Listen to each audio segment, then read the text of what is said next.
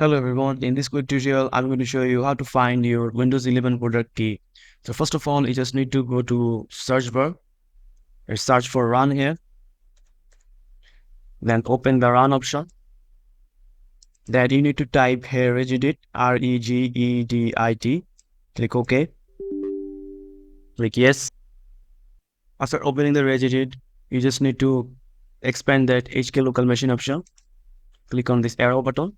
Then you need to expand software. Click on this arrow button again. Then you need to find Microsoft here. As you can see, here's the Microsoft option. Expand that option. Then you need to find Windows NT here. So you just need to scroll down. There is the option of Windows NT. So expand that option again. And then expand the current version option. Then you need to find the software protection platform. You need to go down. As you can see, here's the software protection platform. So you just need to click on it.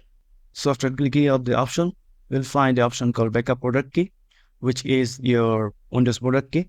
So that's it, guys. This is how you can find your Windows product key in Windows 11. So if you found this video helpful, please subscribe to this channel and thank you for watching.